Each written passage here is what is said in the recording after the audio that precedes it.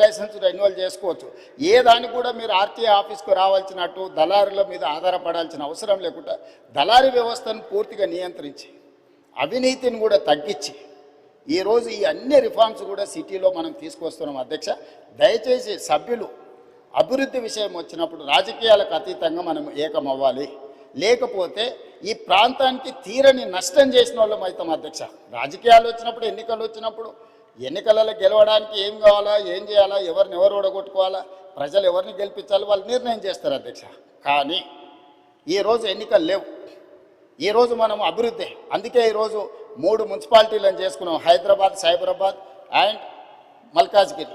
చాలామంది ఎందుకు చేసినాను అధ్యక్ష, మల్కాజ్గిరి ప్రాంతం వెళ్ళండి, నేను ఎంపీగా పనిచేసిన. గ్రామ పంచాయతీలు ఉన్నాయి, మున్సిపాలిటీలు ఉన్నాయి, మున్సిపల్ కార్పొరేషన్ ఉంది, జిహెచ్ఎంసీ ఉంది, 4 రకాల పరిశ్రమలు. శంబీపూర్ రాజు గారు ఒకవేళ సభ్యుడు ఉంటే వారి ప్రాంతము వారికి తెలుసు, వాళ్ళ ఊరు గ్రామ పంచాయతీ ఉంది, ఆ పక్కనే మున్సిపాలిటీ ఉంది కొంపెల్లి, ఆ పక్కనే మున్సిపల్ కార్పొరేషన్ ఉన్న జవహర్ నగర్, ఆ పక్కనే జిహెచ్ఎంసీ వార్డులు ఉన్నాయి. 4 రకాల పరిపాలన స్థానిక సంస్థలలో జరగడం వల్ల గ్రామ పంచాయతీ పార్టీకి గ్రామ పంచాయతీ పనిచేస్తుంది, మున్సిపల్ పార్టీకి మున్సిపల్ పనిచేస్తుంది, మున్సిపల్ కార్పొరేషన్ వేరేలాగా పనిచేస్తుంది, జిహెచ్ఎంసీ ఇంకొకలాగా పనిచేస్తుంది. దీంతో అధికారుల మధ్యలో అవగాహనలో లోపం, ఈ అవగాహన లోపం వల్ల ఇచ్చే అనుమతులలో లోపం. ఒక దగ్గర 20 ఫీట్ల రోడ్డు ఉంటుంది, అప్పుడే 100 ఫీట్లు అవుతుంది, అప్పుడే మళ్ళీ 30 ఫీట్లు అవుతుంది.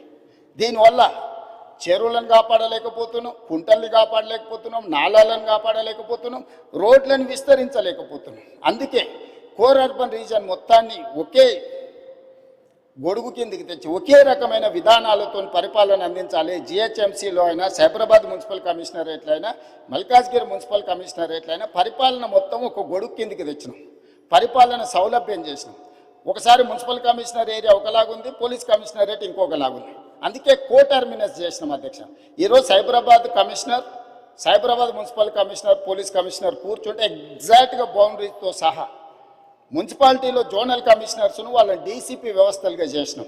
ఒక డీసీపీ ఒక జోనల్ కమిషనర్ కూర్చున్నాడంటే ఎగ్జాక్ట్గా 1 ఇంచు కూడా, 1 ఇల్లు కూడా తేడా లేకుండా ఏ నిర్ణయం తీసుకుని అమలు చేసేటట్టు, ట్రాఫిక్ కావచ్చు, నిర్మాణం కావచ్చు, లేకపోతే కాలుష్య నియంత్రణ కావచ్చు. సో ఈ రకంగా చేసుకున్నాం. మిగతా రంగారెడ్డి ప్రాంతాన్ని మనం ఫ్యూచర్ సిటీ కమిషనరేట్ కింద పోలీస్ కమిషనరేట్ చేసినాం అధ్యక్ష. భువనగిరిని మనం ఎస్పీగా జిల్లాగా చేసుకున్నాం, సంగారెడ్డిని ఎస్పీగా జిల్లా చేసుకున్నాం, ఆ పక్కలో ఉండే వికారాబాదును ఎస్పీ జిల్లా కింద చేసుకున్నాం. 4 పోలీస్ కమిషనరేట్లు, 3 జిల్లాలు, 70% తెలంగాణ ఆదాయం ఇక్కడి నుంచే వస్తుంది అధ్యక్ష. విస్తరణ కూడా జరగాల్సిన ప్రాంతం ఈ ప్రాంతంలోనే ఉంది అధ్యక్ష. అందుకే ఒక బృహత్తరమైన ప్రణాళికను తీసుకొని వచ్చి ఈరోజు ఒక ప్రణాళికబద్ధంగా అభివృద్ధి చేయాలనుకుంటున్నాం అధ్యక్ష. అడాక్ బేసిస్ మీద చేస్తలేం.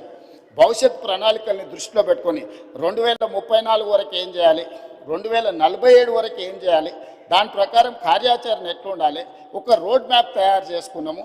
దయచేసి సభ్యులందరికీ కూడా మీ ద్వారా, తమ ద్వారా నేను విజ్ఞప్తి చేస్తున్నా, ఈ విషయానికి వచ్చినప్పుడు రాజకీయాలకు అతీతంగా వ్యవహరిద్దాము. ఈరోజు అహ్మదాబాదులో సబర్మతి రివర్ ఫ్రంట్ చేసి అద్భుతం అంటారు. 60,000 ఫ్యామిలీలను రీలొకేట్ చేసింది అధ్యక్ష. 10,000 ఫ్యామిలీలకు ఈరోజు కూడా నష్టపరిహారం ఇవ్వలేదని సుప్రీంకోర్టు వరకు కేసు కొట్లాడుతారు. నిన్నగాక మన ఢిల్లీలో యమునా నది ప్రక్షాళన పేరు మీద యమునా నదిని విస్తరించుకుంటాం, అద్భుతంగా చేసుకుంటాం అని ఢిల్లీ ప్రభుత్వం అంటుంది అధ్యక్ష. ఉత్తరప్రదేశ్లో గంగా నది ప్రక్షాళన చేసినాం, వారణాసిని ప్రక్షాళన చేసినామని కొన్ని రాజకీయ పార్టీలు, ప్రజాప్రతినిధులు అంటారు. మేము ఎప్పుడు వాటిని వ్యతిరేకించలే. గుజరాత్లో సబర్మతి రివర్ ఫ్రంట్కి mayor from Congress, chief minister from BJP Narendra Modi, Congress mayor, Gujarat ముఖ్యమంత్రి నరేంద్ర మోడీ గారు ఇద్దరు కూర్చొని సబర్మతి రివర్ ఫ్రంట్ను పనులు చేయడానికి పునాది రాయేసి కలిసి పనిచేసింది అధ్యక్ష. సిద్ధాంతపరంగా కాంగ్రెస్కు బీజేపీకి పొంతన లేదు. కానీ అహ్మదాబాద్ మేయర్ కాంగ్రెస్ ఉంది, ముఖ్యమంత్రి నరేంద్ర మోడీ గారు ఉన్నప్పుడు వాళ్ళిద్దరు కలిసి ఆ పని మొదలుపెట్టి ఈరోజు బాగుంది. నిన్నగాక మొన్న మా శ్రీహరి గారు మంత్రి గారు వెళ్ళి చూసి వచ్చిండ్రు.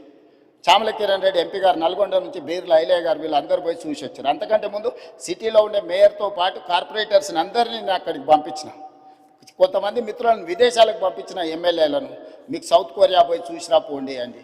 సో ఈరోజు నేను అనేది ఏంది అధ్యక్ష అంటే, హైదరాబాద్లో మూసీ నది ప్రక్షాళన చేస్తామంటే ఎందుకు ఇది రాజకీయ రంగు పులుముకుంటుంది? ఎంఆర్డీసీఎల్ నేను మొదలు పెట్టలే అధ్యక్ష. నిన్నగాక మొన్న సిరిసిల్ల ఎమ్మెల్యే గారు చెప్పారు, మూసీ రివర్ డెవలప్మెంట్ కార్పొరేషన్ లిమిటెడ్ని మేమే ప్రారంభించినాం అన్నారు. అవును, మీరే ప్రారంభించారు. ప్రణాళికలు మీరే చేసిర్రు, మీరు అర్థాంతరంగా వదిలేసిండ్రు. మేము ఇప్పుడు దాన్ని కొనసాగిస్తామంటున్నాం. మీరు మొదలుపెట్టినప్పుడు 10,000 కుటుంబాలను మేము బుల్డోజ్ చేసి కొట్టేస్తామని మీరు మాట్లాడింది సభలో ఉంది. ఆనాటి మాజీ ముఖ్యమంత్రి గారు ఈ రోజు ఉన్న 2016లో వాళ్ళే బఫర్, మూసీ నది పక్కన 50 మీటర్ల బఫర్ జోన్ కూడా వాళ్ళే నిర్ణయించారు. ఆ రోజు మేము నిర్ణయించలే. ఈ రోజు మేము అమలు చేస్తామంటే మీకున్న అభ్యంతరం ఏంది? ప్రభుత్వం అధికారికంగా కార్యక్రమాన్ని ఏర్పాటు చేసింది. అయ్యా, దీన్ని ముందు కొనసాగించడానికి ఏం చేయాలో మీరు సలహాలు సూచనలు ఇవ్వండి, ప్రభుత్వం ఆమోదిస్తుందని. సలహాలు సూచనలు ఇవ్వడానికి రాలేదు. ఆన్లైన్లో పెట్టినాము. ఆన్లైన్లో పెట్టినప్పుడు దాన్ని చూసి ఏం సలహాలు ఇస్తారో ఇవ్వండి. ఆపాలనే ఆలోచన తప్ప మీరు ఏ సూచన అయినా చేయండి. ఈరోజు మూసీ నది ప్రక్షాళన అత్యవసరము. నల్గొండ జిల్లా ప్రజల్ని ఒకసారి గుర్తు చేసుకుంటే ఎవ్వరు కూడా దీన్ని ఆపే ప్రయత్నం చేయరు. ఈరోజు రంగారెడ్డి జిల్లా హైదరాబాదులో ఉండే కాలుష్యము, పరిశ్రమలు, శవాల కలేబరాలు, మనుషుల శవాలతో సహా కొట్టుకుపోయి నల్గొండకు ప్రాణాంతకంగా తయారైంది అధ్యక్ష.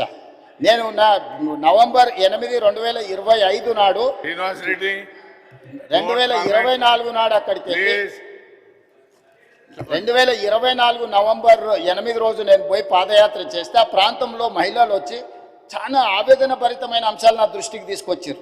కొత్తగా పెళ్ళి అయితే పిల్లలు ఎవరు ఆ ప్రాంతంలో ఉండడం లేదు. అక్కడ పండించిన పంటలు తిన్నా, అక్కడ బోర్లలో నీళ్లు తాగినా పుట్టబోయే పిల్లల మీద విపరీతమైన ప్రభావం చూపిస్తుందని చెప్పి మహిళలు వచ్చి చెప్పినప్పుడు నేను ఆలోచన చేసిన అధ్యక్ష, వీళ్ళకు విముక్తి కలిగించాలి కదా, మనకు అవకాశం వచ్చినప్పుడు ఒక మంచి పని చేయాలి కదా, ఆ మంచి పని చేయడానికి మనం ప్రయత్నం చేయాలి కదా అని ప్రణాళికలు రచించినాం అధ్యక్ష. ఆ ప్రణాళికలలో మీరు అందరు చదువుకున్నోలే కదా, ఆడ డాక్టర్లు ఉన్నారు, మేధావులు ఉన్నారు, చాలా సంవత్సరాలు ప్రజల కోసం పనిచేసిన అని చెప్పుకునే వాళ్ళు ఉన్నారు. మీరు చదవండి, డాక్యుమెంట్లో మీరు సజెషన్ ఇవ్వండి. ఆపాలనేది కాకుండా ముందుకు వెళ్ళడానికి అవసరమైన మీ సలహాలు ఇవ్వండి. మీరు సలహాలు ఇస్తే మాకు అభ్యంతరం లేదు. ఆ సలహాలను మా ప్రభుత్వం స్వీకరిస్తుంది. అంతే తప్ప మేము చెయ్యలేము, మేము ఆపేస్తామనే విధానము ఎవరికి మంచిది కాదు.